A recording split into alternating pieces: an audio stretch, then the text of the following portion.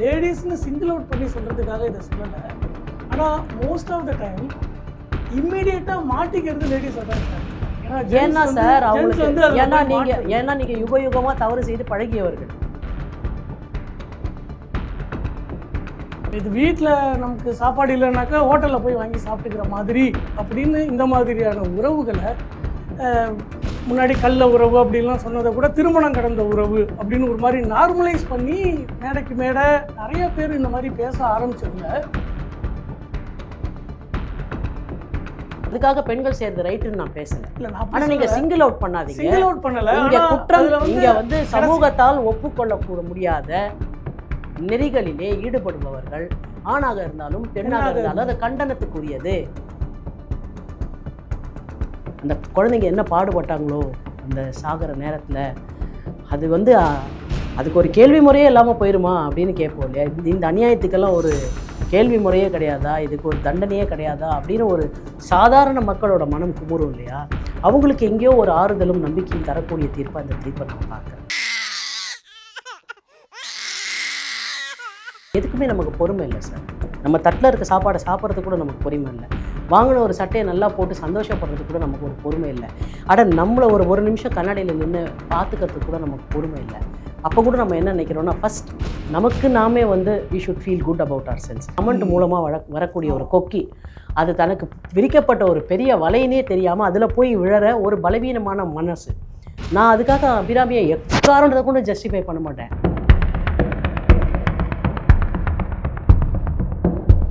எந்த ஜெண்டராக இருந்தாலும் இழுத்து பிடிச்சி வைக்கவே முடியாது. அவங்க மாறிடுவாங்க. நான் ஜோசியனை பார்த்தேன், எனக்கு இப்போ கெட்ட காலமா, எனக்கு வந்து சூரியன் மாறினதுக்கு அப்புறமா அவங்க திரும்பி வந்துடுவாங்க. இதெல்லாம் பைத்தியகாரத்தனமான விஷயம்.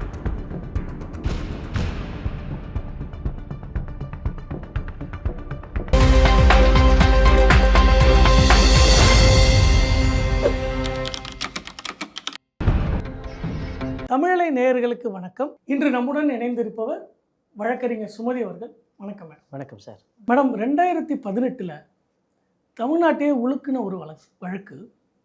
இதில் வந்து ஒரு தாய்மைக்கே களங்கம் ஏற்படுத்துகிற மாதிரி தன்னோட பெற்ற குழந்தைகளே கொன்னுட்டு ஒரு தகாத உறவில் ஈடுபட்ட குன்றத்தூர் அபிராமியோட வழக்கில் நேற்றுக்கு தீர்ப்பு வந்திருக்கு. உங்களோட கருத்து? முதல்ல வந்து இந்த தீர்ப்பை நான் ரொம்ப வரவேற்கிறேன். இது வந்து ரொம்ப ஆறுதல் தரக்கூடிய தீர்ப்பு. நீதித்துறையின் மேலே மக்களுக்கு பெரும் நம்பிக்கை ஏற்படுத்தக்கூடிய ஒரு தீர்ப்பு.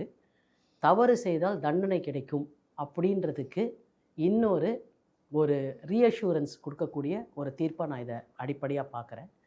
ரெண்டாவது, தங்களுக்கு ஏற்பட்டது என்ன தீங்கு அப்படின்றதே தெரியாமல் 2 குழந்தைங்க உயிரை விட்டுட்டாங்க. அவங்களுக்கு ஒரு நீதி கிடச்சிருக்கு. அதனால் அவங்களுக்கு என்ன பிரயோஜனம்னு கேட்டால் ஒன்றும் இல்லை. ஆனால் ஏதோ ஒரு ஆறுதல் நம்ம மனசில் இருக்குது. அந்த குழந்தைங்க என்ன பாடுபட்டாங்களோ அந்த சாகிற நேரத்தில் அது வந்து அதுக்கு ஒரு கேள்வி முறையே இல்லாமல் போயிடுமா அப்படின்னு கேட்போம் இல்லையா? இந்த அநியாயத்துக்கெல்லாம் ஒரு கேள்வி முறையே கிடையாதா, இதுக்கு ஒரு தண்டனையே கிடையாதா அப்படின்னு ஒரு சாதாரண மக்களோட மனம் குமுறும் இல்லையா? அவங்களுக்கு எங்கேயோ ஒரு ஆறுதலும் நம்பிக்கையும் தரக்கூடிய தீர்ப்பாக இந்த தீர்ப்பை நான் பார்க்குறேன். இதுக்கெல்லாம் ஒரு அடிப்படை காரணம்னு இப்போ பார்த்தா, அதுவும் இந்த சமூக வலைதளங்களோட வீச்சு வந்து நிறையா இருக்குது. நிறையா பேர் யூஸ் பண்ணுறாங்க. அதுவும் குறிப்பாக பெண்கள் நிறையா பேர் வந்து இதில் ஆர்வம் காட்டுறாங்க.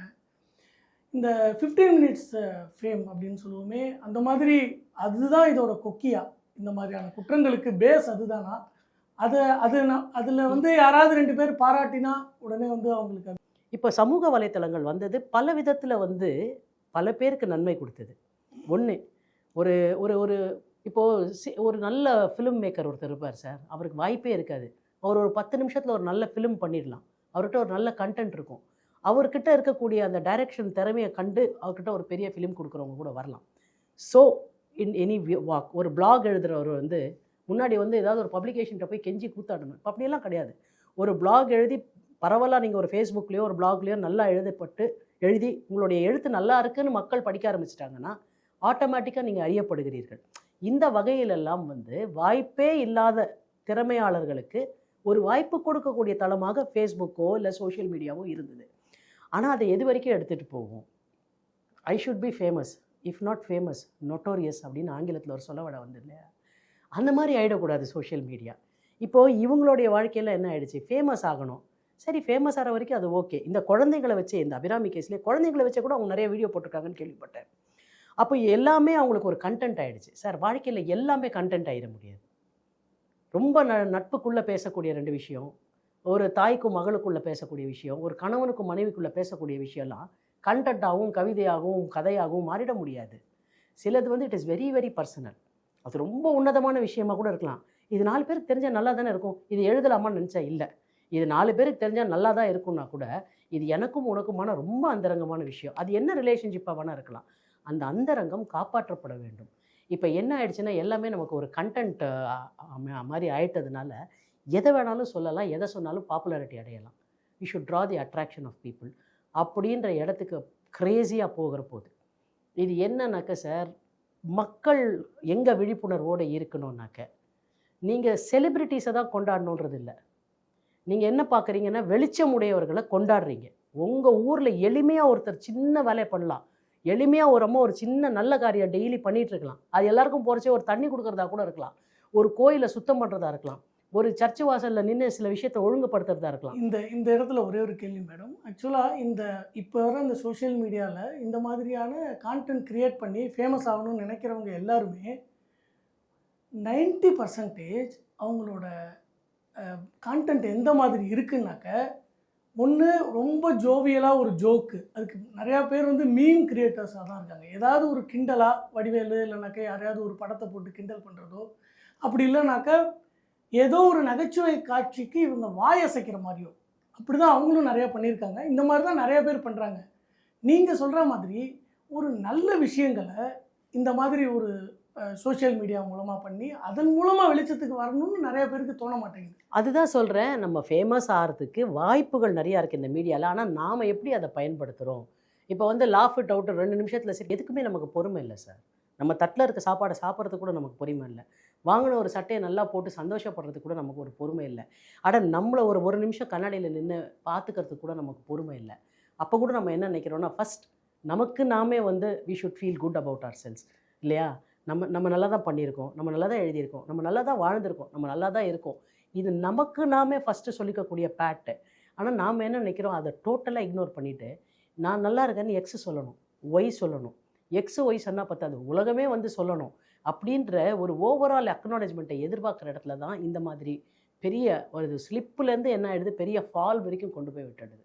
அப்போ இந்த ரெக்கக்னிஷன் நோக்கி ஒருத்தர் கிரேவிங்காக இருக்காங்க, டெஸ்பரேட்டாக இருக்காங்க, ஆவலாதியாக இருக்காங்க அப்படின்னும் போது அதை என்கேஷ் பண்ணிக்கக்கூடிய ஒரு மைண்டாக ஒரு கமெண்ட் போடுறவங்க, அந்த கமெண்ட் மூலமாக வரக்கூடிய ஒரு கொக்கி, அது தனக்கு விரிக்கப்பட்ட ஒரு பெரிய வலையினே தெரியாமல் அதில் போய் விழற ஒரு பலவீனமான மனசு. நான் அதுக்காக அபிராமியை எக்காரணத்தை கூட ஜஸ்டிஃபை பண்ண மாட்டேன். உன் மனது அவ்வளோ பலவீனமாக நீ வச்சுக்கிறதுன்றது வந்து நீ எங்கேயோ சரியாக இல்லைன்னு அர்த்தம். அப்போ நீ சரி பண்ணிக்கணும் உன்னையே தவிர இந்த உலகமே வந்து உன்னை சரி பண்ணிக்கிட்டே இருக்காது.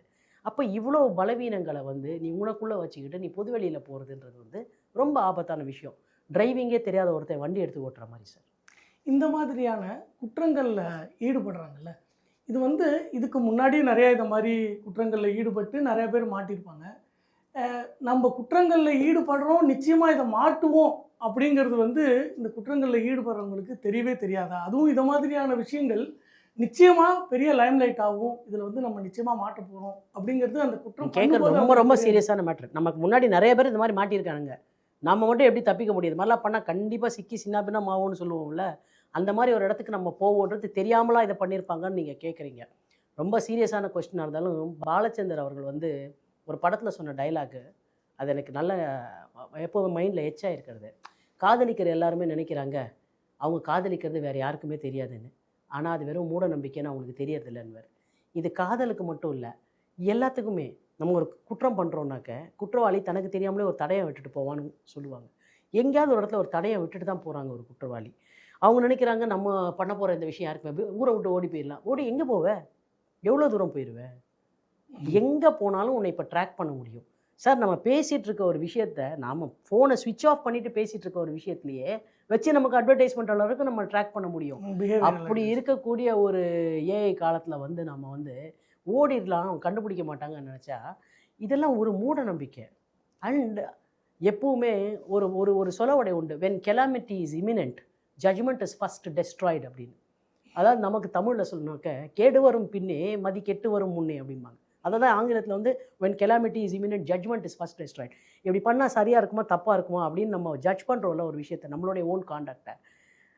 அந்த தவறு நடக்க போகுதுன்னும் போது இந்த ஜட்ஜ்மெண்ட் தப்பாயிரும். ஏன்னா நம்ம தவறை நோக்கி பயணப்படுற போது இது சரி தவறுன்றதை ஜட்ஜ் பண்ணுற அந்த சென்ஸ் ஆஃப் ஜட்ஜ்மெண்ட்டை நம்ம இழந்துடும்.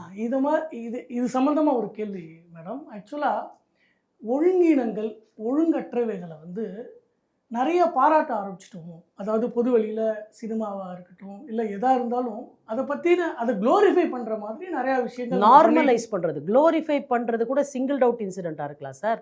அது நார்மல், இது இயல்பு தானே, இதுக்கு ஏன்டா சத்தம் போடுறீங்க அப்படின்னு அதை நார்மலைஸ்.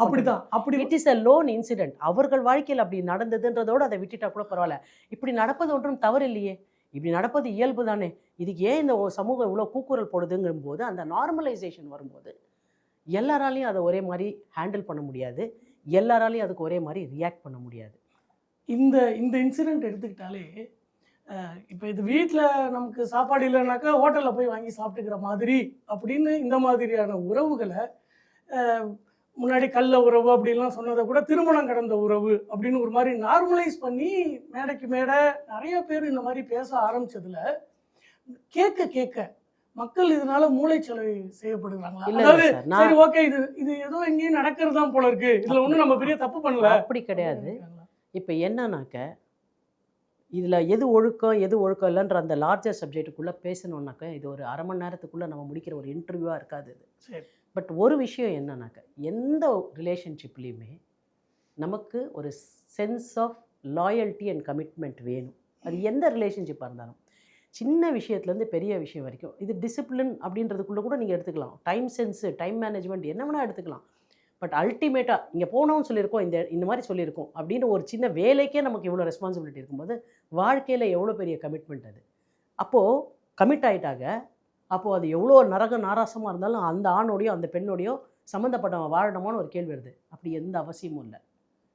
உனக்கு வாய்க்கக்கூடிய கணவனோ மனைவியோ உன் விருப்பத்துக்கு மாறான ஒரு நபராக இருந்தாலோ இல்லை உனக்கு கம்பேட்டபிளாக இல்லாத, உனக்கு இயல்புடைய ஒரு வாழ்க்கையில் ஒரு ஈக்குவல் பார்ட்னராக இல்லாத ஒரு பர்சனாக இருந்தாங்கன்னா அதை விட்டுட்டு நீ விலகி போகிறதுல எந்த தப்பும் இல்லை, பிரச்சனையே கிடையாது. ஆனால் அதை கௌரவமாக சிவிலைஸ்டாக சொல்லிட்டு போ, சட்டப்படியாக பிரிஞ்சுட்டு போ. சட்டத்துக்கு போனால் லேட் ஆகிடுமே அப்படின்னும் போது ஒரு விஷயம் நான் பப்ளிக்கு கிட்ட சொல்கிறேன், கணவனோ மனைவியோ 2 பேரில் ஒருத்தர் பிரிஞ்சு போகணும்னு நினச்சாங்கன்னா இன்னொருத்தர் இழுத்து பிடிச்சி, அது யாராக இருந்தாலும் எந்த ஜெண்டராக இருந்தாலும், ஒரு ஆணாக இருந்தாலும் பெண்ணாக, ஆமாம் நான் ஐ கம் டு தட், எந்த ஜெண்டராக இருந்தாலும் இழுத்து பிடிச்சி வைக்கவே முடியாது.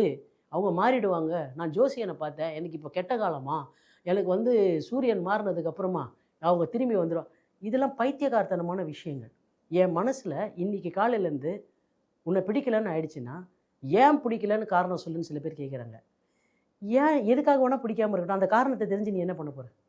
பிடிக்கலன்றது ஃபேக்ட்டுங்க, அது ஏன் பிடிக்கலன்றது தெரிஞ்சு என்ன பண்ண போகிறோம்? ஒன்று.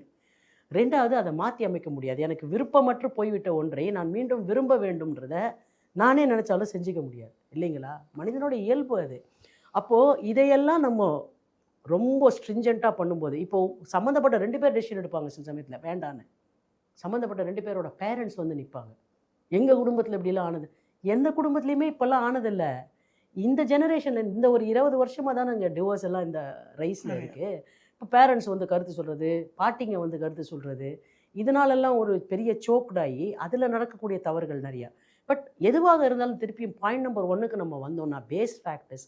உனக்கு பிடிக்கலன்னா விலகி போகிறதுக்கு நீ ஆணாக இருந்தாலும் பெண்ணாக இருந்தாலும் உனக்கு சகல உரிமையும் இருக்குது, சட்டத்துலேயும் அதுக்கு அதில் இடம் இருக்குது, நீ என்ன வேணால் பண்ணிக்கும். ஆனால் குறைஞ்சபட்சம் நீ சட்டத்தை நாடுறையோ இல்லையோ சொல்லிட்டாவது கௌரவமாக வெளியில் போயிடு. நான் இல்லை உன்னோட, நீ இதுக்கப்புறம் என்ன வேணால் கேஸ் போட்டுக்கோ மேலே, நான் வந்து எனக்கு பிரச்சனையே கிடையாது, ஆனால் உன்னோட நான் வாழ்கிறது இல்லைன்னு நீ சொல்லிட்டு போயிட்டேன்னா பிரச்சனை இல்லை. அப்படி அன்றைக்கி அந்த அபிராமி போனாலே நீங்கள் அவளை சும்மா விட்டீங்களா, திருப்பியும் போய் கூட்டிகிட்டு வந்தீங்க இல்லைன்னு ஒரு கேள்வி இருக்குது. அந்த கேள்விக்கு என்னுடைய பதில் என்னென்னா, அது ஆணாக இருந்தாலும் சரி பெண்ணாக இருந்தாலும் சரி விட்டுட்டு போயிட்டாங்க சார், ஒரு ஸ்பௌஸை விட்டுட்டு போயிட்டாங்க, குழந்தைங்க இருக்குது. இந்த கேஸில் அபிராமி, வேறு ஒரு கேஸில் வேறு யாராவது ஒரு கணவனாக இருக்கலாம். எல்லாருடைய எண்டவரும் என்ன இருக்கும், 2 குழந்தைங்க இருக்காங்க, அந்த ஃபேமிலி நல்லா இருக்கணும். அப்பா இல்லாமலோ அம்மா இல்லாமலோ, அப்பா அபேண்டன் பண்ணிட்டு போயிட்டாலோ அம்மா அபேண்டன் பண்ணிட்டு போயிட்டாலோ இன்னொருத்தர் கண்டிப்பாக நல்லா வளர்க்க தான் சார் செய்வாங்க. அதில் எந்த மாற்றமும் இல்லை. பிரியமுடையவர்கள் அப்பாவாக இருந்தாலும் அம்மாவாக இருந்தாலும் விட்டுட்டு போயிட்டது மனைவியாக இருந்தாலும் கணவனாக இருந்தாலும் யார் குழந்தைங்களோட இருக்காங்களோ அவங்க பொறுப்பாக நல்லபடியாக பார்த்துக்க தான் செய்வாங்க. இதில் ஜெண்டர் பயஸே இல்லாமல் நான் பேசுகிறேன். ஆனால் விஷயம் அங்கேயோட நின்றுறதில்ல. எங்கள் அப்பா என்னை ரொம்ப நல்லா பார்த்துக்கிட்டாரு, எங்கள் அம்மா போய் விட்டுட்டு போயிட்டாங்க. எங்கள் அம்மா என்னை ரொம்ப நல்லா பார்த்துக்கிட்டாங்க, அப்பா விட்டுட்டு போயிட்டார். அந்த ப்ராப்ளம் அங்கே முடியறதில்ல. இந்த குழந்தைங்க ஸ்கூலுக்கு போகும்போது அவங்க சஃபர் பண்ணுற ஸ்டிக்மா என்ன? உங்கள் அம்மா விட்டு போயிட்டாங்களாமே, உங்கள் அப்பா விட்டுட்டு போயிட்டாங்களாமே, இது சிங்கிள் பேரண்ட் சைல்டாமே, இல்லை 2 பேரண்ட்டும் வராத ஒரு பேரண்ட் டீச்சர்ஸ் மீட்டிங், 2 பேரண்ட்டும் வராத ஒரு ஆனுவல் ஃபங்க்ஷன், 2 பேரண்ட்டும் வராத ஒரு ஸ்போர்ட்ஸ் டே, இந்த இடத்துலலாம் அந்த குழந்தைங்களோட மனம் பாதிக்கப்படும் இல்லையா? இதையெல்லாம் நினச்சி தான் ஒரு அட்டெம்ப்ட் பண்ணாங்க அபிராமியோடைய வாழ்க்கையில். அம்மா ஓகேம்மா நீ போயிட்ட பரவாயில்ல, ஏதோ ஒரு ரீசனுக்கு போயிட்ட, இந்த குழந்தைங்களோட முகத்தை பார்த்தா திருப்பி வான்னு. அப்படி கேட்டதுக்கு அர்த்தம் நீ கொஞ்சம் இந்த பொறுப்பை எடுத்துட்டு அந்த யூ சீ த சில்ட்ரன், ஒரு கணவனை பிடிக்காட்டியும் பரவாயில்ல, குழந்தைங்களோட முகத்தை பார்த்து ஒரு மன ஆறுதல் வச்சுக்கோ, மற்றபடிக்கு நீ பிடிச்சதெல்லாம் பண்ணு அப்படின்னு அவங்க சொல்ல முயற்சி பண்ணாங்க. உனக்கு அப்பவும் பிடிக்கலன்னு வச்சுக்க, சாரி என்னால் வர முடியாது, என் குழந்தைங்களுக்காக கூட என்னால் வர முடியாதுன்னு அந்த பொண்ணு ஒரு ஆப்ஷனை சொல்லியிருக்கலாம். ஏன்னா குழந்தைங்க வாழ்க்கையில் இல்லவே இல்லைனாலும் பரவாயில்ல நான் வாழ்ந்துடணும்னு நினைக்கிற ஒரு பெண்ணு குழந்தைங்களுக்காக கூட என்னால் வர முடியாதுன்னு ஃபேமாக சொல்லியிருக்கலாம். குழந்தைங்களோட உயிரை வாங்கியிருக்க வேண்டியதில்லை. அதுதான் ரொம்ப வருத்தமான விஷயமா இருக்குது. நான் திரும்பியும் சொல்கிறேன், இது அபிராமின்ற பெண்ணை பற்றின விஷயம் மட்டும் இல்லை, இது சம்மந்தப்பட்ட யாராவனா இருக்கலாம். உனக்கு பிடிக்கலன்னா வெளியில் போயிரு, யாரும் உன்னை இங்கே கட்டுப்படுத்தலை. ஒழுக்க கட்டுப்பாடு இப்படி தான் இருக்குது, நீ இப்படி தான் அப்படி, அதை மாதிரிலாம் எதுவுமே இங்கே ப்ராப்பகேட் பண்ணல. பிரச்சனை என்னென்னா, நீ அடுத்தவங்களை மன ரீதியாகவோ உடல் ரீதியாகவோ எந்த விதமான இன்ஜுரியும் ஏற்படுத்தாமல், காயமும் ஏற்படுத்தாமல் அவங்க உயிரையே போக்குவதாக இருந்தாலும் அந்த குற்றத்தை, அந்த குற்றமுறு எண்ணத்தை உன் மனசுலேருந்து எடுத்துரு அப்படின்றது மட்டும்தான் இங்கே அப்பீல். இந்த மாதிரியான குற்றங்கள் மேடம் ஆக்சுவலாக சமுதாயமும் இதுக்கு ஒரு காரணமாக இருக்குமோங்கிறதுக்காக ஒரு சின்ன ஒரு கேள்வி. எப்படின்னா, முன்னாடியெல்லாம் ஒரு 30-40 இயர்ஸ் பேக், இல்லைனா 40-50 இயர்ஸ் பேக் கிராமப்புறங்களில், மேபி நகரத்துலேயே அந்த மாதிரி இருந்திருக்கலாம், ஏதாவது நமக்கு தெரிஞ்சவங்க இந்த மாதிரி தப்பாக ஏதாவது ஒரு செயலில் ஈடுபடுறாங்க, நான் தப்பானதே இல்லை, அவங்க ஒரு செயலில் ஈடுபடுறாங்க அந்த மாதிரி இருந்தாங்கன்னா உடனே போய் கேட்பாங்க. உடனே அவங்கள்ட்ட கேட்பாங்க, ஏமா இந்த மாதிரி பண்ணுறிய, இது உங்களுக்கு தெரியுமா, உங்கள் வீட்டுக்கு தெரியுமா, இந்த மாதிரி பண்ணலாமா, தப்பான்னு. இந்த மாதிரியான கேள்விகள் இப்போ இருக்கிற சமூகத்தில் யாருமே அவங்க பசங்களை கூட கேட்கறது இல்லைங்கிறது. ஆனால் நான் என்ன கேட்குறேன், இந்த மாதிரி யாராவது ஒருத்தர் 2 பேர் ஆரம்பத்திலேயே இதை பார்த்து இது ஒரு தப்பான இதுவாக இருக்கே அப்படின்னு யாரையாவது அலர்ட் பண்ணியிருந்தா இந்த மாதிரியான குற்றங்கள் குறைய. இப்போ யார் யார் அலர்ட் பண்ணி பேசுறதுக்கான உரிமையை யார் சார் வாழ்க்கையில் கொடுக்குறோம்? இப்போ நான் இருக்கேன் sir, I know something personally about you. நான் உங்கள் ஒய்ஃப்கிட்ட போய் இந்த மாதிரி இவர் இப்படி இருக்காருமான்னு நான் சொல்கிறேன்னு வச்சுக்கோங்க, உங்கள் ஒய்ஃப் என்னை என்டர்டெயின் பண்ணுவாங்கன்னு நினைக்கிறீங்களா?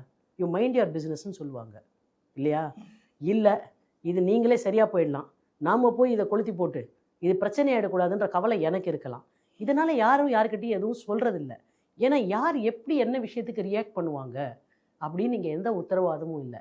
இங்கே இன்னமுமே கூட இந்த சமூகத்தில் நம்ம விருப்பத்திற்கு மாறாக, இல்லை நாம் எதிர்பார்க்காத, இல்லை நமக்கு உடன்பாடு இல்லாத, இல்லை நாம் நம்பக்கூடிய விழுமியங்களுக்கு மாறாக ஒரு செயல்பாட்டிலே சம்மந்தப்பட்ட குடும்பத்தில் இருக்கக்கூடிய யாரோ ஒருத்தர் நடந்துக்கிறாங்கன்னா, வாங்க உட்காருங்க, இதை சிவிலைஸ்டாக பேசுவோம், என்ன உங்களுக்கு பிரச்சனை, நான் டிஸ்டர்பன்ஸாக இருக்கேன்னா நான் விலகிக்கிறேன்.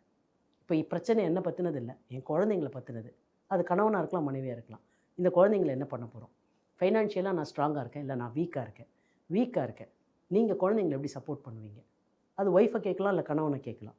குழந்தைய நீ எப்படி சப்போர்ட் பண்ணுறேன்? நான் இந்த மாதிரி சப்போர்ட் பண்ணுறேன், இந்த அரேஞ்ச்மெண்ட் வச்சுக்கோ, please carry on with your life இப்படின்னு சிவிலைஸ்டாக பேசுகிறது. ஓ, நீங்கள் வெஸ்டர்ன் கல்ச்சரை பேசுகிறாங்களா அப்படின்னு என் மேலே பார்க்கக்கூடிய நேயர்கள் பாயக்கூடும். ஆனால் மரணங்கள் ஏற்படக்கூடிய, துர்மரணங்கள் ஏற்படக்கூடிய கொலைகளுக்கு பதிலாக சிவிலைஸ்டாக இந்த மாதிரி பிரிஞ்சிடுறது குறைஞ்சபட்சம் சார். பாக்கி இருக்கவங்களுடைய வாழ்க்கையை வாழ்வதற்கான அந்த அடிப்படை உரிமை இருக்குல்ல, அதையாவது காப்பாற்றி கொடுத்தோன்ற ஒரு நிம்மதி இருக்குன்ற அந்த முனையில் நின்று, எட்ஜில் நின்று நான் பேசிக்கிட்டு இருக்கேன். என்னோட அடுத்த கேள்வி அதாக தான் இருந்தது. ஆண் பெண் உறவு அந்த அந்த அந்த இதில் மட்டும் நம்ம எங்கேயாவது இது மாதிரி வெஸ்டர்னைஸ்டாக ரொம்ப ஆகிட்டோமா? அதாவது குடும்ப பந்தம், ஒரு ஒரு ஒரு கட்டுக்கோப்பான ஒரு விஷயங்கள், அதெல்லாம் மீறி எங்கேயாவது எல்லாம் மீறி இப்போ என்னன்னாக்க, இது எங்கே தப்பாயிடுச்சுனாக்க, ஒரு ஃபேமிலின்னு நம்ம யூனிட்டாக இருந்தோம், அப்படி தான் சொல்லணும், இருந்தோன்னு. இப்போ ரொம்ப சொல்பமாக இருக்கும், ரொம்ப கம்மியாக போயிட்டுருக்குது. ஆனால் இந்த ஃபேமிலின்னு இருந்தபோது என்ன ஆச்சுன்னா, விட்டு கொடுக்குறவன் ஒருவனாகவே இருந்தான். திரும்ப எவனுக்கு விட்டு கொடுக்குற மனசு இருந்தோ அவன் விட்டு கொடுத்துட்டே இருந்தான், மற்றவங்க எக்ஸ்ப்ளாய்ட் பண்ணிகிட்டே இருந்தாங்க. ஒரு ஸ்டேஜில் வந்து பின்னாடி வந்த ஜெனரேஷன் அது பார்த்துது. எங்கள் அப்பா விட்டு கொடுத்து வீணாக போனார், நான் அப்படி இருக்க மாட்டேன்னு மூர்க்கமாக வந்து ஒரு ஜெனரேஷன் மாறிச்சு. அப்போ என்ன ஆயிடுச்சுனாக்கா, விட்டு கொடுப்பது என்பது ஒருவருடைய வேலை மட்டும் இல்லை, இது எல்லாருக்குமே வந்து ஒரு கிவ் அண்ட் டேக் இருக்கணும். பட் எக்ஸ்ப்ளாய்டேஷன் ரொம்ப ஆனபோது ஃபஸ்ட்டு வீட்டில் பெரிய பையனாக இருக்கலாம், அவன் தலையில் எல்லா பிரச்சனையும் விழும். இல்லை அவன் இரஸ்பான்சிபிளாக போயிட்டான்னா அந்த வீட்டில் இருக்க பெரிய பொண்ணு தலையில் எல்லா பிரச்சனையும் விழும். மற்ற எல்லாரும் நல்லா வெல் செட்டில்டாகி அவங்கவுங்க வாழ்க்கையை பார்த்துன்னு போயிடுவாங்க. இவங்க கடைசியில் தன்னந்தனியாக நிற்கும் பொழுது இதெல்லாம் பெரிய சிக்கலாச்சு. நீங்கள் கடந்த 40 ஆண்டுகள் அப் பிஃபோர் 2000ன்னு நீங்கள் வந்து ஒரு சர்வே எடுத்து சம்வேர் பிட்வீன் 70 to 2000 அந்த 30 வருடங்களை, இல்லை 65 to 2000 அந்த 35 வருஷங்களை நீங்கள் ஒரு ஃபேமிலிக்காக ஒரு தீசஸாகவே நீங்கள் எடுத்து பண்ணிங்கனாக்க என்ன நடந்திருக்கு? இப்போ லவ் வந்து 35 வருஷத்துக்கு முன்னாடி இல்லையா சார்? பாலகுமாரன் அவர்கள் எழுதுவார் இனிதின காதல் புக்கில் காதல் அந்த புத்தகமே எப்படி தொடங்கும்னாக்க, ஒரு ஆட்டோ போயிட்டுருக்கும், லவ் இஸ் ஸ்வீட் பாய்சன்னு ஒரு ஆட்டோ பின்னாடி எழுதி வச்சுருக்கோம். அடுத்த ஆட்டோ பின்னாடி பார்ப்பார், சீரும் பாம்பை நம்பலாம் சிரிக்கும் பெண்ணை நம்பாதேன்னு எழுதி வச்சுருக்கோம். இந்த லவ் இஸ் ஸ்வீட் பாய்சனை பார்த்துட்டு அடுத்த இது எழுதுவார், எதுனா துண்ணுடா லவ் மட்டும் துண்ணாத, துண்ணும் போது டேஸ்ட்டாக இருக்கும், அப்புறம் புடிங்கின்னு பேஜாராகிடும் அப்படின்னு நினச்ச ஒருத்தர் எழுதியிருப்பானோ இதேம்பார். ஆனால் அந்த புத்தகம் முழுக்க நீங்கள் பார்த்தீங்கன்னாக்க பல காதலை சொல்லியிருப்பார். பல காதலை சொல்லி அதில் ஒரு விஷயம் சொல்லுவார், உங்களுடைய மூத்த தலைமுறையை பார்த்து உனக்கு லவ்னா என்ன தெரியும்னு மட்டும் கேட்டுறாத, அவரவர்களுக்கு இருந்த காதலை பல காரணங்களுக்காக மனசில் புதைச்சிக்கிட்டு ஒரு ஃபேமிலிக்காக அவங்க முன்னேறி போனாங்க. காதல்னால் உனக்கு என்ன தெரியுமா அப்படின்னு அவங்கள கேட்டுற, என்னென்ன தெரியுமான்னு அவங்கள கேட்டுறாதன்னு ஒரு இடம் வரும். அப்போது இப்படி தான் இருந்தது காதல். இப்போது அதுலேருந்து மாறி யாருக்காகவும் எதையும் விட்டு தர வேண்டியதில்லை, அவங்களுடைய பர்சனல் ஃபீலிங்ஸை ரெஸ்பெக்ட் பண்ணுவோம்.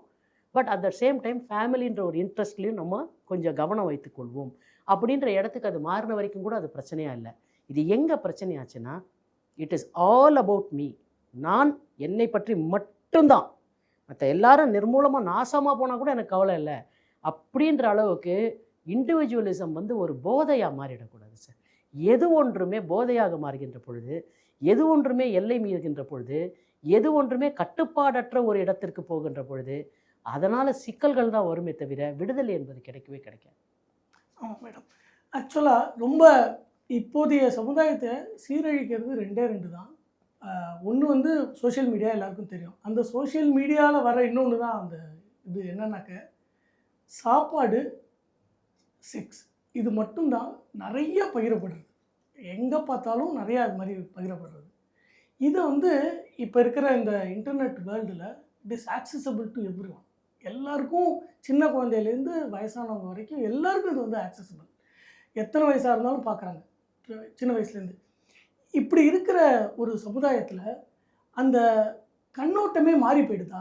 ரிலேஷன்ஷிப் கண்ணோட்டம். நீங்கள் காதல் பற்றி சொன்னீங்க. இப்போ அந்த மாதிரி யாருக்கும் அப்படி காதல்னா இப்படி மாதிரி பாலா சாரை கோட் பண்ணுறேன்னாக்க வேற எந்த தனிப்பட்ட காரணங்களும் இல்லை, டக்குன்னு அம்மையில் ஞாபகம் வருது. காதல் என்பதில் காமம் இருப்பினும் காமம் என்பதில் காதலே இல்லை அப்படின்னு ஒரு நல்ல ஒரு ஃப்ரேஸ் இருக்கும் சார். வெறும் காமப்படுவது என்பது அந்த குன்றத்தூர் அபிராமிக்கு வந்தது வந்து நிச்சயமாக காதல் கிடையாது. காதலாக இருந்தாக்க வந்து சிவிலைஸ்டாக செஞ்சுருப்பாங்க சார். இது காமத்தின் பார்ப்பட்ட காதலாக கூட இருக்கலாம், இல்லை காதலினால் பார்ப்பட்ட காமமாக இருக்கலாம். இதை ரொம்ப சிவிலைஸ்டாக பண்ணியிருப்பாங்க. உட்காருங்க, நீங்கள் என்ன சொன்னாலும் எனக்கு இது பிடிக்கல, நான் போகிறேன், எனக்கு வந்து மீனாட்சி சுந்தரத்தை பிடிச்சிருக்கு, நான் அவரோட தான் வாழ போகிறேன். ஒன்றா சமாதானமான முறையில் கோர்ட்டில் போய் பிரிஞ்சுக்கலாம், இல்லை சண்டை பிரச்சனை 10 வருஷம் கேஸ் எடுப்பேன்னா பரவாயில்ல, நான் அவரோட வீட்டில் இருந்துகிட்டே உனக்கு கேஸ் நடத்துவேன்னு நீ சொல்லியிருந்தா கூட அட் பெஸ்ட் பைகமின்ற கேஸில் அவனை போட்டிருக்கலாம் அட் பெஸ்ட். ஆர் அடல்ட்ரின்னு நீ இப்போ சொல்லவே முடியாது, ஏன்னா 497 பழைய ஐபிசியில் இருந்த 497 எடுத்துட்டாங்க, செக்ஷனே எடுத்துட்டாங்க. இப்போ adultery is no more an offence. If you find உன்னுடைய கணவனோ மனைவியோ வேறு ஒருவரோடு திருமணத்தை மீறிய உறவில் இருந்தால் அதை காரணம் காட்டி நீ விவாகரத்து வாங்கிக்கலாம். ஆனால் இங்கே என்ன பிரச்சனைனா சார், நான் அப்படி சொல்கிறதே நான் எப்படி விட்டு தரலாம் என் இடத்த அப்படின்னு இவங்க அது என்ன ஒரு பதவி மாதிரி நினச்சிக்கிறாங்க. மனைவியோ கணவனோ ஒரு பதவி கிடையாது, அது ஒரு புரிதலின் பேரில் வரக்கூடிய ஒரு உறவு. அங்கே போய் அது ஒரு போஸ்டிங் மாதிரி, நான் ட்ரான்ஸ்ஃபரில் போக மாட்டேன்னு சண்டை போடுற மாதிரி அப்படியெல்லாம் ஒன்றும் கிடையாது சார். முதல்ல ஒன்று நினச்சிக்கணும், யார்கிட்டையுமே போய் என் மேலே கொஞ்சோண்டு அன்பு செலுத்த அப்படின்னு கேட்குறது தான் உலகத்தினுடைய ஆக மோசமான யாசகமாக நான் நினைக்கிறேன். அன்பு என்பது யாசகத்தின் பால் வருவதே இல்லை, நிர்பந்தத்தின் பால் எந்த உறவையும் நிறுத்தி வைக்கவே முடியாது.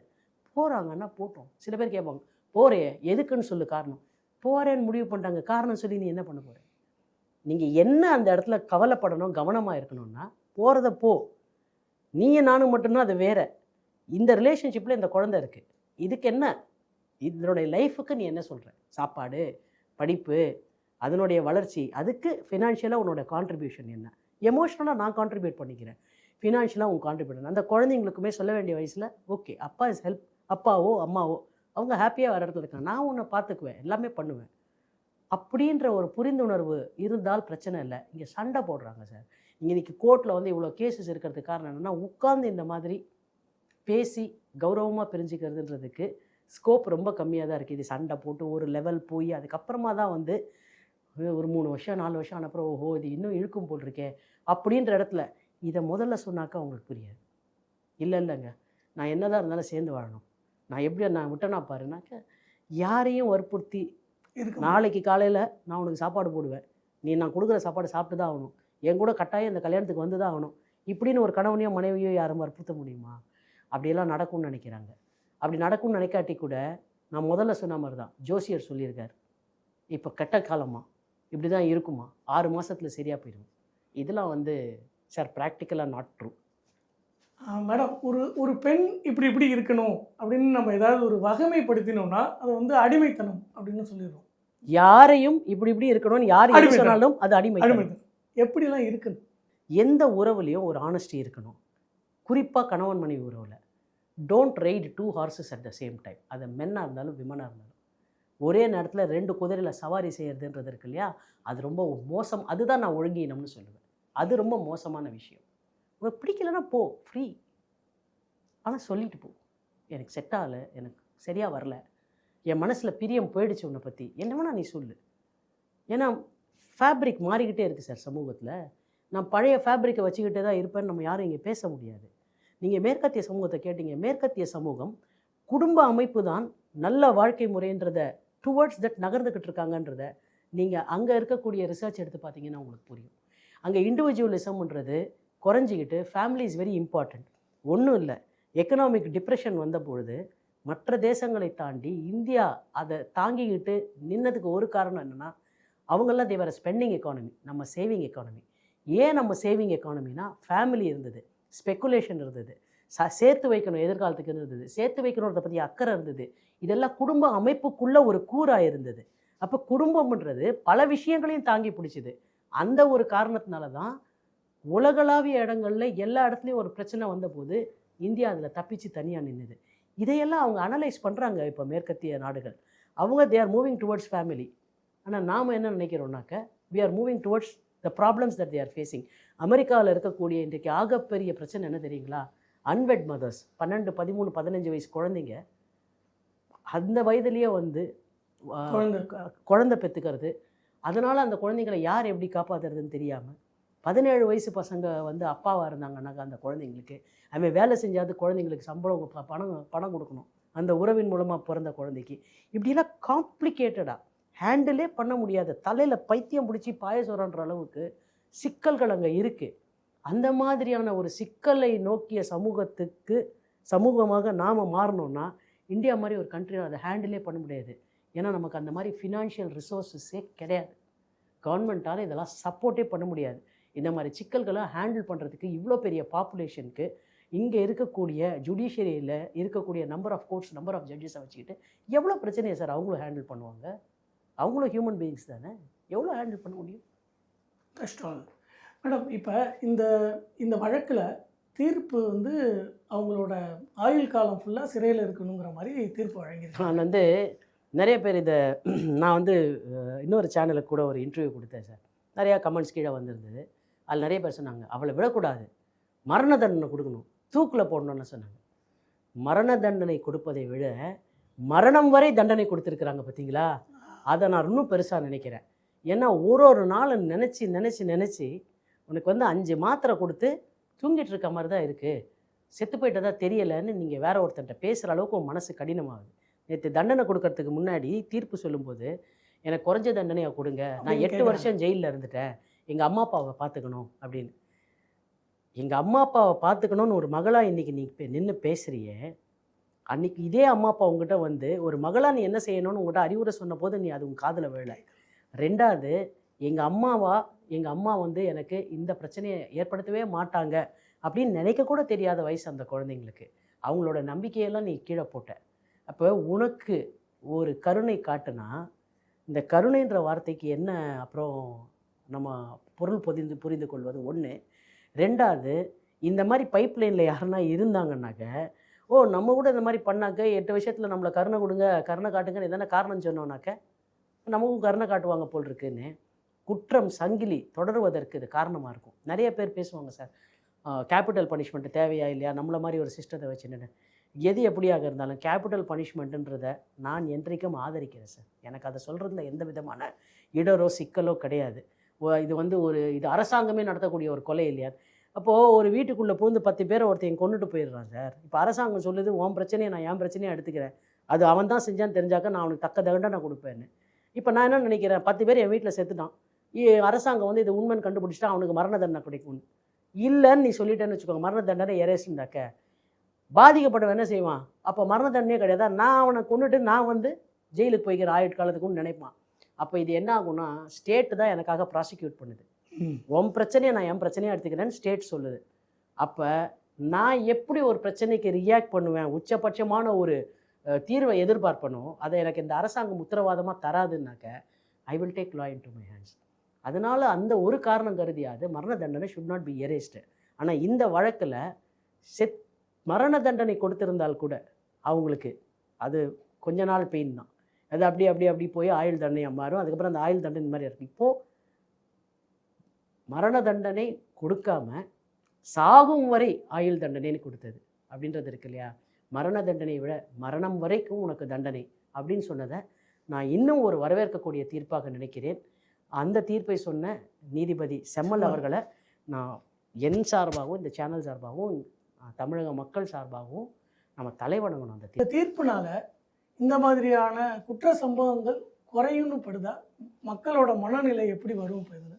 சார் பொதுவாக வந்து கிரிமினாலிட்டின்றது ஒரு மைண்டுக்குள்ளே போயிடுதுன்னு வச்சுக்கோங்க சார், அது ப்ரீசிடென்ட்ஸை பார்க்காது. நீங்கள் தொடக்கத்தில் ஒரு கேள்வி கேட்டிங்களா, இதுக்கு முன்னாடி இருந்தவங்களாம் மாட்டினாங்கல்ல, அப்புறமா இப்போ இதுக்கு பின்னாடி இருக்கவங்க செய்யாமல் இருப்பாங்கன்னு நினைக்கிறீங்களா? அப்போ இந்த தீர்ப்புனால தான் என்ன தான் நமக்கு பயன்னாக்க மேபி 1% மாறலாம், பயம் வரலாம், மேபி நடக்காமல் கூட இருக்கலாம். ஆனால் செய்த தவறுக்கு ஒருத்தர் தண்டனையே அனுபவிக்கலன்ட்டாக்க அப்புறம் there will be only chaos sir.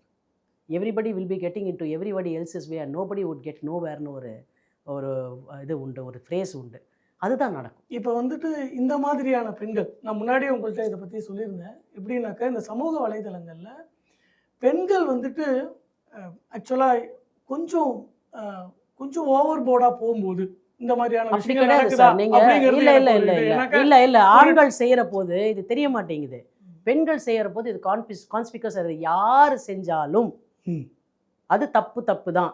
ஆண்கள் செய்கிற போது அவங்க சைபர் கிரைமில் ஈடுபட்டு பெண்களை டார்ச்சர் பண்ணிக்கிட்டு அவங்கள இன்டியூஸ் பண்ணி ஃபோட்டோஸ் எடுத்து வீடியோஸ் எடுத்து அப்லோட் பண்ணிடுவேன்னு மிரட்டி மேலே மேலே மேலே குற்றங்கள் செய்வதற்கு அவங்கள தூண்டி அதுக்கப்புறமாவும் அவங்கள விடாமல் அவங்கள ஒன்று சாவடிக்காமல் விட மாட்டேன்ற அளவுக்கு சேஸ் பண்ணக்கூடிய ஆண்களை வந்து நாங்கள் சைபர் கிரைம்ஸில் பார்த்துருக்கோம். அதனால் வந்து பெண்கள் தான் இங்கே தப்பு பண்ணுற மாதிரி நீங்கள் சிங்கிள் அவுட் பண்ணி பேசுகிறத நான் ஒத்துக்க மாட்டேன். ஹேவிங் செட் தட், அதுக்காக பெண்கள் செய்யறது ரைட்டுன்னு நான் பேசல. ஆனா நீங்க சிங்கிள் அவுட் பண்ணாதீங்க. இங்க குற்றம் இங்க வந்து சமூகத்தால் ஒப்புக்கொள்ளக்கூட முடியாத நெறிகளிலே ஈடுபடுபவர்கள் ஆணாக இருந்தாலும் பெண்ணாக இருந்தாலும் அது கண்டனத்துக்குரியது. அவை குற்றங்களாக மாறுகின்ற பொழுது அவர்களை மட்டும் அது பாதிக்கிறது இல்லை, சம்பந்தப்பட்டவங்க அடுத்தவங்க பக்கத்துல இருக்கவங்களை கொலை செய்யலாமான்ற அந்த குற்றம் ஒரு எண்ணம் இருக்குல்ல, அந்த அந்த கல்பபிள் மைண்ட் இருக்குல்ல, கல்பபிள் மைண்டாக அவங்க மைண்டு மாறிடுது அப்படின்ற இடத்துல தான் நம்ம இந்த அக்கறையில் பேசுகிறோம். ஆமாம், தனிமனித ஒழுக்கத்தை பற்றி எங்கே பேச்சு இல்லை. உன்னுடைய ஒழுக்க நெறிகள், நீ பின்பற்றக்கூடிய ஒழுக்கம் எப்பொழுது உன்னை ஒரு கல்பபிள் மைண்டாக குற்றமுறு எண்ணமுடைய சிந்தனை உடைய மனமாக உன் மனதை மாற்றக்கூடியதாக உன் செயல்பாடுகள் அமைந்துவிடும் என்றால் by virtue of time, by lapse of circumstances, ஒவ்வொரு சம்பவம் நடக்க உனக்கு அது கடைசியாக அது க்ரைமில் போய் உன் மைண்டு நிற்கும்னாக்க இதெல்லாம் செய்யாதன்னு சொன்னதுக்கு காரணம் இப்படி தான் நீ இருக்கணுன்றது இல்லை. இப்படிலாம் செஞ்சுக்கிட்டே போனீங்கன்னா கடைசியில் அது ஒரு க்ரைம் பண்ணுற அளவுக்கு உன்னை தள்ளிடும். சார் நீங்கள் எந்த அடல்ட்ரஸ் ரிலேஷன்ஷிப்பில் எடுத்துக்கிட்டாலும் என்ன சார் நடக்குது? ஒன்று கணவன் மனைவியை கொண்டுடுவான், இல்லை மனைவி கணவனை கொண்டுடுவான், இல்லை கணவன் பேரமோரை போய் கொண்டுடுவான், இல்லை மனைவி வந்து வேற ஒருத்தனை கொண்டு யாராவது ஒருத்தனை கொல்லுவான் சார். ஏன்னா ஏதாவது ஒரு மனதிலே எனக்கு நம்பிக்கை துரோகம் நடந்துருச்சு, இல்லை நான் நினச்ச மாதிரி வாழ முடியலை இப்படின்ற ஏதாவது ஒன்று இருக்குல்ல, அதை ஒன்று கடைசியாக ஒரு க்ரைமில் கொண்டு போய் நிறுத்தும்.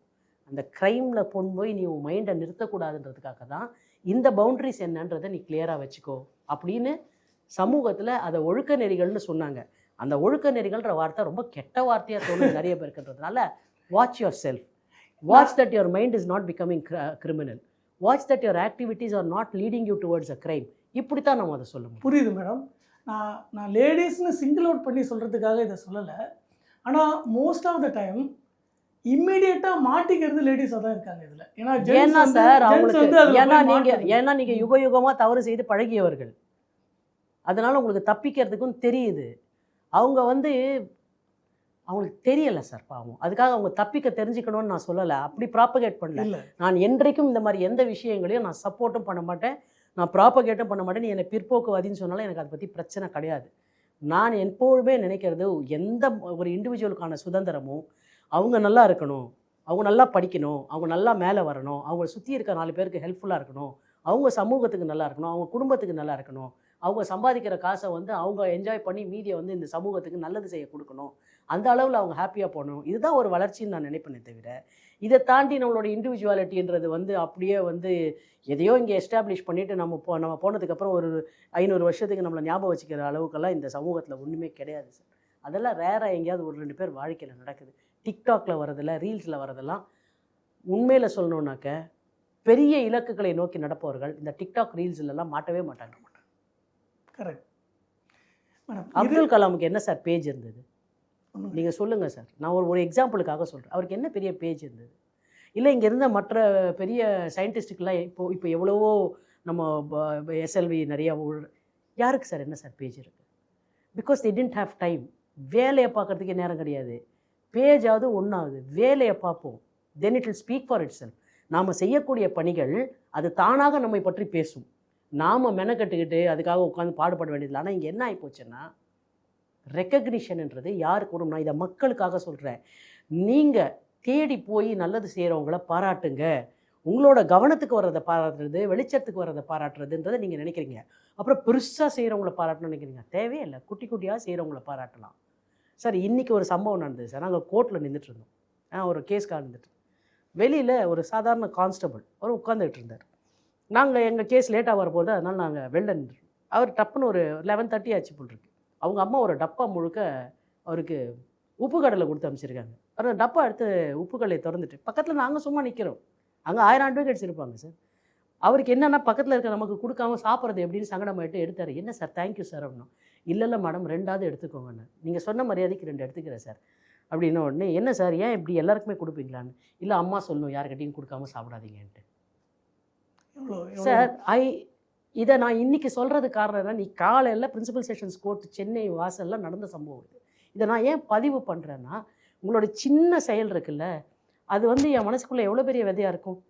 ஒரு கோர்ட்டுக்கு வந்த ஒரு ஒர்க்குக்கு வந்த ஒரு கான்ஸ்டபிளுக்கு அடுத்தவனுக்கு கொடுக்காம ஒரு கடலை சாப்பிடக்கூடாதுன்னு ஒரு சின்ன அளவில் கொஞ்சபட்சம் நம்மளை சுற்றி இருக்க 2 பேருக்கு இந்த மாதிரி சின்ன சின்ன விஷயங்கள் உங்கள் சுற்றி இருக்கவங்க யாருன்னு நினைங்க, அவங்கள அக்னாலேஜ் பண்ணுங்கள், அவங்கள கன்சிடர் பண்ணுங்கள். அந்த அக்னாலேஜ்மெண்ட்டு இந்த வெளிச்ச பைத்தியம், இந்த புகழ் பைத்தியத்துக்கு அடிமையாகி திரியிறாங்கல்ல, அவங்களெல்லாம் ரெஸ்ட்ரெயின் பண்ணுறதுக்கு ஒரு செயலியாக, ஒரு ஊக்க செயலாக அது இருக்கும்னு நான் பொதுமக்கள்கிட்ட ரொம்ப வேண்டி கேட்டுக்கிறேன். அபாரமாக சொன்னீங்க மேடம். நிஜமாக ஒரு நெஞ்சை தொடும் நிகழ்வு. ஏன்னா சின்ன சின்ன காரியங்கள் தான் நிறையா பேரை வந்து டச் ஆகுது. இறுதியாக ஒரே ஒரு கேள்வி. இதே சேனலில் நீங்கள் இதுக்கு முன்னாடி இந்த ரித்தன்யா கேஸ் சொன்னப்போ பெண்கள் வந்து தைரியமாக இருக்கிறதுக்கு என்ன பண்ணணும்னு சொல்லிட்டு ஒரு அட்டகாசமாக ஒரு விழிப்புணர்வுக்காக ஒன்று சொன்னீங்க. 11வது 12வதுலேயே லா பற்றின ஒரு கோர்ஸ் மாதிரி வச்சாக்க எல்லோரும் தைரியமாக இருப்பாங்க. அது மாதிரி அதே மாதிரி சொல்லணுங்கிறது இல்லை, ஒரு விழிப்புணர்வுக்கு நம்ம வந்து நான் பேசிக்காக என்ன நினைக்கிறேன்னா, நான் லாயராக இருக்கிறதுனால சொல்லலை இதை. இப்போது ஒரு என்ஜினியரிங் ப்ரொஃபஷன்லையோ ஒரு மெடிக்கல் ப்ரொஃபஷன்லேயோ எல்லாரும் எல்லாத்தையும் தெரிஞ்சுக்க முடியாது. பட் அடிப்படையாக சயின்ஸ்னு ஒன்றதை நீங்கள் சொல்லித்தரீங்க இல்லையா, ஒரு பர்டிகுலர் ஃபிசிக்ஸ் கொஞ்சம் சொல்லித்தரீங்க, கெமிஸ்ட்ரி கொஞ்சம் சொல்லித்தரீங்க, பயாலஜி கொஞ்சம். ஸோ சயின்ஸுன்றது எல்லார் வாழ்க்கையிலையும் எந்த காலத்துலையும் ஏதோ ஒரு விதத்தில் வந்து நம்மளை ஆக்கிரமிச்சுக்கிட்டே இருக்குது. கணிதம் எல்லார் வாழ்க்கையிலும் எல்லா இடத்துலையும் ஏதோ ஒரு விதத்தில் வந்து இதையெல்லாம் நீங்கள் 10th ஸ்டாண்டர்ட் வரைக்கும் சொல்லி தரீங்களா, அதுக்கப்புறம் தானே நீங்கள் எலெக்டிவ்ஸ் ஒரு ஆப்ஷன்ஸ் வைக்கிறீங்க. அப்போ லாவும் எல்லார் வாழ்க்கையிலும் எல்லா இடத்துலையும் ஏதோ ஒரு விதத்தில் வந்து ஆக்கிரமிச்சுக்கிட்டே இருக்குது. அப்போ பேசிக் லான்னு ஒன்று இருக்குல்ல, ஒரு சின்ன ஸ்ட்ரக்சர் பண்ணுங்கள். ஒரு 4 கிரிமினல் கேஸு, அப்புறம் 2 கான்ஸ்டியூஷனில் வந்து ஒரு 4 ப்ரொவிஷன் ஆஃப் லா, அது 4 ஆர்டிக்கல், இந்த மாதிரி பேசிக்காக ஃபண்டமெண்டல் ரைட்னா என்ன, சிவிக்ஸில் வருது ஃபண்டமெண்டல் ரைட்ஸ்னா என்ன, டைரக்டிவ்ஸ் ஆஃப் ஸ்டேட் பாலிசினா என்னன்னு. அது ரொம்ப பெரிஃபரலாக இருக்குது. கண்டிப்பாக கம்பல்சரியாக ஒரு பேப்பரு, நீ சயின்ஸாக எடு, நீ இதுவாக எடு, காமர்ஸாக எடு, என்ன வேணால் எடு, லான்ற பேப்பர் இருக்குது இல்லையா. அப்கிரேட் ஆகிற ஸ்டூடெண்ட்ஸ் 11th 12th ஸ்டூடெண்ட்ஸ் தான் அடுத்தது சமூக வெளிக்கு வர போகிறாங்க, அவங்க தான் காலேஜுக்கு போக போகிறாங்க. ஸோ பேசிக்காக லான்றது should be a common paper. ஒரு பேசிக் திங்ஸை என்காம்பஸ் பண்ணி கிரிமினாலிட்டி என்ன, எங்கே இதுக்கு என்னென்ன வரும் அப்படின்ற ஒரு சின்ன ஸ்ட்ரக்சர், ஒரு 50 மார்க்ஸுக்கோ ஏதோ ஒன்று ஒரு ஒரு ஒரு ஒரு சப்ஜெக்ட் வைக்க தான் செய்ய வேண்டியிருக்கு நம்ம. It's high time that the educationalists, கல்வியாளர்கள் இதை பற்றி ஆழ்ந்து சிந்தித்து சம்மந்தப்பட்ட அரசாங்கள்கிட்ட இது பேசி சட்டத்தின் சில கூறுகளையாவது 8ஆம் வகுப்புலேருந்து 12ஆம் வகுப்பு வரைக்கும் எல்லோருக்கும் பொதுவானது. க்ரைமில் வந்து கொஞ்சம், கான்ஸ்டியூஷனில் கொஞ்சம், பேசிக்காக க்ரைம் கான்ஸ்டியூஷன் தெரிஞ்சால் கூட போதும். கொஞ்சம் வந்து ஓரளவுக்கு வந்து ப்ரொசீஜர்ஸ் என்ன, ஒரு பேசிக்காக கம்ப்ளைண்ட் எழுதுறது எப்படி, இந்த மாதிரியான விஷயங்கள் எல்லாம் பேசிக்காக எல்லாருக்கும் தெரிய வேண்டிய விஷயம்.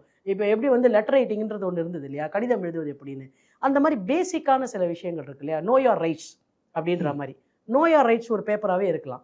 அந்த ரைட்ஸில் வந்து கொஞ்சம் கொஞ்சம் கொஞ்சம் கொஞ்சம் எல்லா ரைட்ஸையும் வந்து ஒரு சப்ஜெக்டாக வைக்கணுன்றதை பற்றி it's high time central government, state government and all educationalist, கல்வியாளர்கள் இதை பற்றி ரொம்ப ஆழமாக சிந்திச்சு இதை ரொம்ப வலிந்து சொல்ல வேண்டும். இதை எந்த ஸ்டேட்டு முதல்ல கொண்டு வந்தாலும், குறிப்பாக தமிழக அரசு இதை முதல்ல கொண்டு வந்தாக்க நான் ரொம்ப ரொம்ப சந்தோஷப்படுவேன். இது போலவே மாரல் சயின்ஸ் மாதிரி எதுவும் அந்த மாதிரியான சப்ஜெக்ட்ஸ் எல்லாம் எதுவும் வேணுமா சார்? அது வந்து பேசிக்லேன்னு சொல்லி தரணுமா? அது வந்து ஒரு இடத்துக்கும் மாறுபடுறதுனால அது ஒரு சிலபஸாக இனி வந்து கவர்மெண்ட் வைக்கிறதுன்றது நடக்காத விஷயம்னு நான் நம்புகிறேன் சார். அது வந்து அனார்கியில் தான் போய் முடியும். ஏன்னா சண்டை தான் இங்கே எடுத்துக்குவாங்க. ஏன்னா இங்கே அவ்வளோ செக்மெண்ட்டு அவ்வளோ டிஃப்ரென்சஸ் இருக்கிறதுனால ரைட்ஸ் ஓரளவுக்கு தெரிஞ்சாலே போதும் சார், டிசிப்ளின் ஆட்டோமேட்டிக்காக வரும்னு நான் நம்புகிறேன். மிக்க நன்றி மேடம். நன்றி.